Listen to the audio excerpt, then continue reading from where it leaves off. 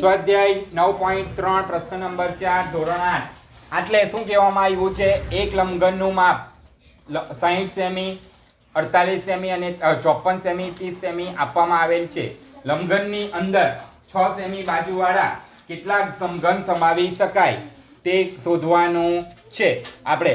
બરાબર, તો એટલે લંબઘનની લંબાઈ આપણને L કેટલી આપવામાં આવી છે? 60 સેમી. પહોળાઈ D આપવામાં આવી છે આપણને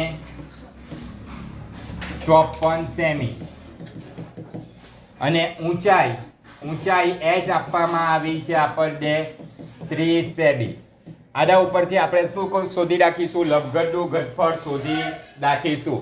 બરાબર, તો લંબઘનનું ઘનફળ બરાબર શું સૂત્ર આવે? લંબાઈ ગુણ્યા પહોળાઈ ગુણ્યા ઊંચાઈ. L એટલે લંબાઈ, B એટલે પહોળાઈ, H એટલે ઊંચાઈ.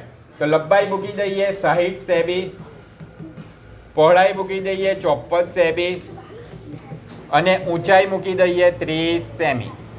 ધ્યાન આપજો, તો 60 અને 30 નો ગુણાકાર આવશે 1800. 6 3 વાર 1800 સેમીનો 2 ઘાત ગુણ્યા 54 સેમી. તો 18 અને 54 નો ગુણાકાર કરીએ તો આપણને મળે છે 972. પાછળ 2 શૂન્ય એટલે સેમીનો 3 ઘાત. તો એટલે લંબઘનનું ઘનફળ આપણને મળી ગયું. લંબઘનનું ઘનફળ મળી ગયું આપણને 997,200 સેમીનો 3 ઘાત. એ જ રીતે આપણે સમઘનનું ઘનફળ શોધીશું. કેમ સમઘન? કે એટલે આટલે એક જ બાજુનું માપ આપ્યું છે 6 સેમી. લંબાઈ કેટલી આપી છે? 6 સેમી. L બરાબર એટલે એની બધી બાજુના માપ સરખા છે એટલે સમઘનનું ઘનફળ બરાબર L નો 3 ઘાત એટલે કે 6 સેમીનો આખાનો 3 ઘાત. તો એટલે 6 ગુણ્યા 6 ગુણ્યા 6 3 વાર 2 સેમીનો 3 ઘાત. બરાબર, તો 6 6 વાર 36, 36 6 વાર 216 સેમીનો 3 ઘાત. સમઘનનું ઘનફળ આપણને મળી ગયું છે એટલે સમઘનનું ઘનફળ આપણને મળી ગયું છે 216 સેમીનો 3 ઘાત. આના આધારે શું કહી શકીએ કે 216 સેમીનો 3 ઘાત હોય તો એક ઘન સમાય. તો 97,200 સેમીનો 3 ઘાત હોય ઘનફળ તો કેટલા ઘન સમાય? બરાબર, તો ચોકડી ગુણાકાર 97,200 ગુણ્યા 1. આ 97,200 નો આ એક સાથે ગુણાકાર છેદમાં 216. ચાલો હવે ભાગાકાર કરીશું આપણે. તો બાજુમાં ભાગાકાર કરીએ આપણે બાજુના પેજ પર. 97,200 ભાગ્યા 216.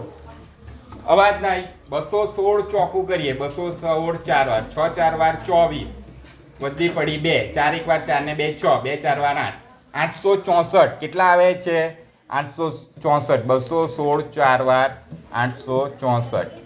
તો 2 માંથી 4 ની જાય બાજુમાંથી દશક 6 એટલે આવશે 12. 12 માંથી 4 જશે તો 8, 6 માંથી 6 જશે તો 0, 9 માંથી 8 જશે તો 1. ઉપરથી ઉતાર્યો 0. હવે 216 5 વાર કરીએ. 216 5 વાર તો 216 5 વાર 6 5 30 વધી પડી 3 5 1 વાર 5 3 8 2 5 વાર 10 1080 આવી જાય છે. જો 1080. તો આ શૂન્ય 8 માંથી 8 જાય તો 1 માંથી 1 જાય તો પણ શૂન્ય. પરંતુ હજુ બાજુમાંથી શૂન્ય ઉતારવાનો બાકી છે. શૂન્ય ઉતાર્યો ભાગ નહીં ચાલ્યો એટલે 450. તો એટલે તમે જોઈ શકો છો 216 ગુણ્યા 450 કરીશું તો 97,200 આવે છે. માટે 450 ગુણ્યા 216 આ 97,250 ના અવયવ છે. માટે છેદમાં 216. તો આ 216 કેન્સલ એટલે કેટલા ઘન સમાય છે? 450 ઘન સમાય